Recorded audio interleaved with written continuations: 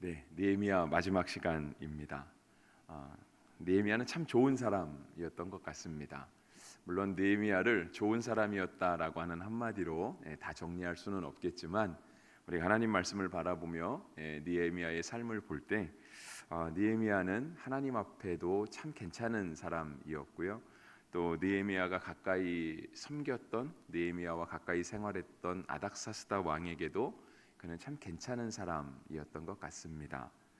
그래서 어쩌면 느헤미야가 아마 아닥사스다 왕과 이렇게 함께 술잔을 기울이는 사이였다라고 한다면, 왜냐하면 술 맡은 관원이었기 때문에 충분히 전도하려고 마음만 먹었으면 전도가 되지 않았을까 하는 그런 생각들도 해봅니다.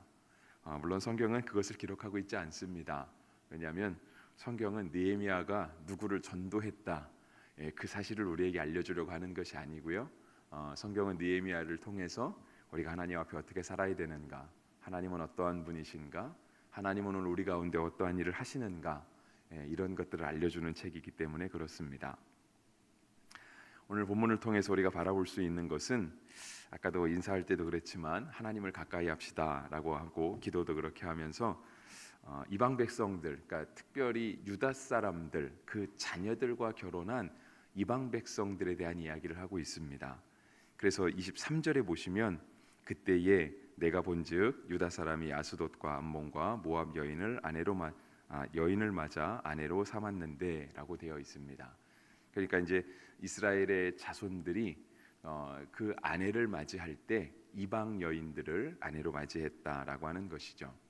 물론 본인들이 좋아서 결혼했을 수도 있습니다. 하지만 부모가 또 이방 여인을 맞아서 결혼을 시켰을 수도 있겠죠. 물론 이것을 오늘날 우리의 정서로 이해하기에는 조금 어려움이 있습니다. 첫 번째는 그거죠. 예전에는 결혼함에 있어서 부모님들의 허락이 굉장히 중요했습니다. 그러니까 자녀들이 아무리 좋아도 쉽게 결혼을 못하는 경우도 있었습니다. 그래서 뭐 드라마 같은 데 보면 좋아하는 사이임에도 불구하고 가정의 반대로 결혼하지 못하는 가정들도 있었고요. 근데 또 요즘 젊은 세대들은 그렇지 않은 것 같습니다. 요즘 젊은 세대들은 결혼할 때 심지어 주례도 세우지 않습니다. 그냥 본인들이 그냥 앞에서 결혼의 서약을 하는 것으로 이렇게 가정을 시작하는 경우도 있는 걸 보면서 참 결혼의 세태도 많이 변했다라고 하는 그런 느낌을 갖게 됩니다. 그런데 이제 그건 이제 우리 정서일 수 있습니다. 왜냐하면 이제 우리나라 너무 급변하니까 이제 지금은 조금 상황이 달라졌다 할 수 있는데요. 우리나라는 사실상 섬나라는 아니지만 섬나라처럼 살았습니다. 그렇죠. 왜냐하면 우리는 삼면이 바다잖아요. 가까운 뭐 부산 앞바다도 그렇고, 기장 쪽 바다도 그렇고, 저쪽으로 가면 서해 바다도 그렇고, 우리는 차로 한 5시간 정도라고 말할 수 있을까요? 뭐 길어도 5시간? 그 정도 달려가면 우리는 더 달려갈 땅이 없습니다. 나라가 끝나잖아요. 나라가 너무 작아서. 가깝게는 1시간만 가도 바다에 막혀서 더 이상 갈 수 없고요. 서쪽으로는 한 4시간 그 정도 가면 더 못 가는 것 같습니다. 근데 북쪽으로 하나 유일하게 뚫려 있는데, 근데 북쪽은 또 북한이 가로막고 있잖아요. 그러니까 넘어갈래야 넘어갈 수 없는. 그러니까 우리는 섬나라는 아닌데 마치 섬나라처럼 살아가게 되는 그러한 좀 그런 마음들이 있었어요. 그런 생활의 영역들이 있었던 거죠. 그러다 보니까 우리는 예전에 외국인을 만나기가 참 어려웠습니다. 그래서 제가 표현을 하면 이상할지 모르지만 저희 어렸을 때는 외국인을 보면 참 신기했던 것 같아요. 외국인이다 막 그러면서 그렇게 얘기했던 것 같아요. 근데 그건 우리 정서고요. 본문에 나타나는 이스라엘 백성들은 그렇지 않습니다. 물론 이 시대에는 이스라엘 나라가 주권도 없었어요. 그러니까 식민지로 살기도 했습니다. 왜냐하면 페르시아라고 하는 그 나라, 아닥사스다라는 왕이 통치하고 있었고요. 예루살렘 땅 다 폐허가 되어 있었고, 느헤미야가 다시 성을 재건할 정도로. 그러니까 성이 무너져서 폐허가 됐다는 얘기는요, 그들을 이렇게 보호해 줄 수 있는 성도 없지만 그들의 삶을 한정지어 줄 수 있는 테두리도 없다라고 하는 뜻이거든요. 그러다 보면 자연스럽게 삶이 이렇게 열리게 되는 거예요. 내가 의도하지 않았던 이방 백성들이 자연히 들어와 사는 거고요. 우리도 남의 나라 가서 사는 겁니다. 설령 이스라엘 백성들이 국가를 이루고 산다고 해도요, 그런 사람 외국 사람들을 만나보면 굉장히 열려 있는 경우가 많이 있습니다. 외국 사람들을 만나보면 특히 이렇게 주변 나라 언어들을 하는 사람들 있잖아요. 뭐 독일 사람 만났더니 프랑스 말도 하고 이탈리아 말도 하고, 특히 뭐 스위스처럼 중립국으로 사는 사람들은 영어도 하고 불어도 하고 독어도 하고. 왜 그게 되냐면 그 사람들이 언어에서 특별히 뭐 특별한 재능이 있어서가 아니라 그냥 늘 살면서 그 사람들과 부딪히며 사는 거예요. 그러니까 안 배울러야 안 배울 수가 없는 거죠. 함께 일하는 사람 중에 나와 다른 언어를 하는 사람이 있는 거예요. 그러니까 하게 되는 겁니다. 우리가 외국에서 살다 보면은요, 원튼 원치 않든 외국어를 배워야 되는 경우가 있습니다. 왜냐하면 일단 시장에 가서 물건을 사야 되잖아요. 필요하니까 배울 수밖에 없는 그런 게 있는 거예요.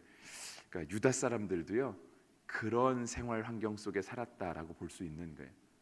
근데 그들은 정말 그들이 신앙 가운데 지켜야 될 것들이 있었거든요. 그건 뭐냐면 우리가 어떠한 삶을 살아가든지 간에 우리의 삶을 잘 정리해서, 잘 정리정돈해서 우리가 하나님을 모시고 사는 것, 하나님을 믿고 살아가는 삶에 방해물은 제거해야 된다. 이 하나의 원칙을 가지고 살았습니다.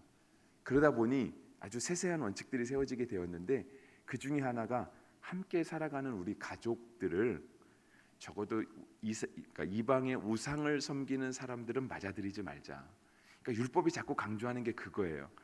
나중에 모세를 중심으로 여호수아를 중심으로 해서 출애굽해서 가나안 땅에 들어갈 때도요, 하나님께서 여호수아에게 말하는 게, 가면 그 이방민의 토착민들이 있을 것이다. 원래 우리 조상들이 살던 땅이었지만 우리가 400년 동안 애굽 땅에 가서 살았기 때문에 그 400년 빈 땅을 이미 차지하고 있는 가나안 원주민들이 있을 것이다. 근데 가서 그들과 전쟁하게 되면 그들을 죽이고 그들과 가까이 하지 말아라. 이거는 뭐냐면 그거예요. 신앙을 지켜라라고 하는 거예요. 우리 주변에 미혹할 만한 거리들을 두면서 나는 괜찮아, 나는 나 자신을 지킬 수 있어, 그런 교만한 마음에 너무 자만하지 말고 우리 삶의 주변을 정리해 가면서 하나님을 섬기지 못하고 하나님 중심으로 살아가지 못할 것들을 다 끊어내라라고 하는 거였어요. 근데 가족은 늘 얼굴 보며 사는 게 가족이잖아요. 자녀들은 그렇죠, 잘하면 품을 떠나기도 해요. 오죽하면 품 안의 자식이라고 얘기를 하겠어요. 근데 배우자는 그렇지 않죠. 배우자는 웬만하면 같이 삽니다. 물론 그것도 요즘은 또 세태가 달라져 갖고 꼭 그런 것 같지는 않은데요. 근데 매일 같이 살아가는, 함께 얼굴 보고, 배우자가 나랑 믿음이 달라요. 내가 새벽에 교회 가는 거를 되게 이상한 눈으로 쳐다봐요. 우리가 일정 수익 하나님께 받은 것 다시 하나님께 돌려드리는 거에 대해서 그렇게 찬성하지 않아요. 왜냐하면 우리의 삶의 현실로 다가오기 때문에. 하나님이 그래서 특별히 배우자를 맞이하는 이 부분에 있어서 이방 여인을, 이방 사위를 보지 말아라라고 얘기했던 거죠. 그래서 26절에 보시면은요, 또 이르기를 옛적에 이스라엘 왕 솔로몬이 이 일로 범죄하지 아니하였느냐. 그러니까 솔로몬도 이방 여인을 많이 두고 죄를 범했다라고 하는 거예요. 그는 많은 나라 중에 비길 왕이 없이 하나님의 사랑을 입은 자라. 하나님이 그를 왕으로 삼아 온 이스라엘을 다스리게 하셨으나 이방 여인이 그를 범죄하게 하였나니. 솔로몬은 정말 위대한 왕이었습니다. 정말 똑똑하기도 했고요. 그런데 그러한 솔로몬이 언제 무너지게 되었는가? 그가 많은 여인들을 두게 되었을 때, 그것도 특히 이방 여인을 많은 아내로 맞이하게 되었을 때 그의 신앙이 무너지게 되었다라고 하는 거예요. 이 일은 어디 기록하고 있냐면 열왕기상 11장이 기록하고 있어요. 제가 거기서 한 두 절만 읽어드릴게요. 열왕기상 11장 가장 확실한 거는 1절과 3절입니다. 제가 읽어드릴게요. 솔로몬 왕이 바로의 딸 외에 이방의 많은 여인을 사랑하였으니 곧 모압과 암몬과 에돔과 시돈과 헷 여인이라. 11장 1절은요, 솔로몬이 바로의 딸을 아내로 맞이했다라고 하는 거예요. 왜 맞이했을까요? 그렇죠, 국제 정세를 위해서이지 않았겠습니까? 이스라엘 땅 그 바로 밑에 존재하는 애굽이라고 하는 큰 나라에 그들과 결혼 관계를 맺는 거예요. 그러면 서로가 서로의 나라를 쳐들어가지 않겠죠. 사위, 우리의 딸이 거기가 있고 우리 아들이 거기가 있는데 함부로 그 나라를 침범할 수 있겠습니까? 왜냐하면 아들과 딸의 생명이 달려 있잖아요. 그러니까 결혼 관계를 맺어서 외교 관계를 맺어가는 건 동서고금을 막론하고 있던 거죠. 근데 솔로몬이 이러한 바로의 딸 외에도요 수많은 여인을 사랑했다. 많은 여인을 사랑했다라고 적혀 있어요. 근데 그 여인들이 모압, 암몬, 에돔, 시돈, 헷 여인이라 되어 있어요. 근데 11장 3절 이어지는 말씀은요. 왕은 후궁이 700명이요 첩이 300명이요 그의 여인들이 왕의 마음을 돌아서게 하였더라 되어 있어요. 몇 명이냐가 중요한 게 아니고요. 뭐 솔로몬의 부인이 뭐 1000명이었다. 왜냐하면 성경의 기록에 의하면 후궁이 700에 첩이 300이니까 쉽게 계산해도 1000명 아니겠습니까? 몇 명의 여인을 맞이했다가 중요한 게 아니라 그 여인들이 성경의 말씀에 의하면 솔로몬의 마음을 돌아서게 하였다라고 하는 거예요. 솔로몬이 믿음이 없었을까요? 솔로몬이 특별히 더 죄에 특별한 기질을 가지고 있어서 그랬을까요? 그러지 않습니다. 하나님 앞에서 우리의 믿음은요 그 누구도 장담할 수 없어요. 그거는 직분자도 마찬가지, 목사도 마찬가지입니다. 목사도 죄 앞에서는 그냥 하나의 인간에 불과한 거예요. 제사장들도 마찬가지고요. 그 누구도 하나님 앞에서는요 죄의 문제에 있어서는 그냥 아주 연약한 인간에 불과한 거예요. 나는 넘어지지 않을 거야. 내가 하나님 앞에 기도를 그렇게 하는데, 내가 성경을 이렇게 많이 하는데 설마 나 같은 사람이 죄 짓겠어? 죄 짓습니다. 죄 지어요. 너무 쉽게 넘어가요. 너무 우스울 정도로 너무 쉽게 넘어갑니다. 그래서 성경이 말하는 게 뭐냐면 우리 삶을 정리하라는 거예요. 죄에 넘어갈 만한 거리들을 다 멀리하라고 얘기하는 거죠. 그러면서 또 이방 여인과 함께 죄를 지었던 사람들에 대한 이야기를 합니다. 그들은 바로 제사장들이었습니다. 28절에 보시면 대제사장 엘리야십의 손자 요야다의 아들 하나가 호론 사람 산발랏의 사위가 되었으므로 내가 쫓아내어 나를 떠나게 하였느니라 되어 있습니다. 그러니까 대제사장의 손자도 이방 여인을, 이방의 아들이죠. 산발랏의 사위가 되었으니까 그러니까 이방 여인을 아내로 맞아서 그 사위가 되었다라고 하는 거예요. 근데 이것도요 느헤미야가 안 된다 그랬습니다. 그러니까 느헤미야가 혼낸 거죠. 왜냐하면 29절에도 보시면 내 하나님이여 그들이 제사장의 직분을 더럽히고 제사장의 직분과 레위 사람에 대한 언약을 어겼사오니 그들을 기억하옵소서. 이들이 하나님께 범죄했다라는 거예요. 제사장들은요 이방 여인을 아내로 맞이할 수 없었습니다. 그 얘기는 또 어디 나오냐면 레위기 21장에 나옵니다. 그래서 레위기 21장 제가 읽어드리면은요 14절 끝부분도 보겠습니다. 그 앞에도 관련된 말씀들이 있지만 제사장에게 주어지는 결혼에 대한 조건은 뭐냐면요 이스라엘 여인 중에 처녀를 데려다가 아내로 삼으라 하는 것이었습니다. 뭐 제사장은 특별한가? 아니요, 우리도 그러잖아요. 우리도 우리 자녀들 결혼할 때 될 수 있으면 처녀랑 결혼시키고 싶고 남자 총각이랑 결혼시키고 싶지 그 다른 사람은 우리가 생각하지 않잖아요. 그러니까 당연한 거예요. 제사장이 그렇게 결혼하는 건 너무 당연하다는 거예요. 그러면서 이제 그 중간부터 보시면 뭐라고 했냐면 자기 백성 중에서 처녀를 위하여 아내를 삼아 그의 자손이 그의 백성 중에서 속되게 하지 말지니 나는 그를 거룩하게 하는 여호와임이라 했습니다. 그러니까 제사장들에게는 특별히 더 이거를 명확하게 지키라 했던 거예요.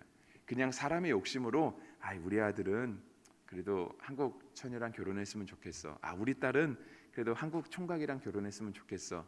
그냥 그런 바램으로 가지고 있으라고 한 것이 아니고요. 더욱더 철저하게 그렇게 했던 거예요.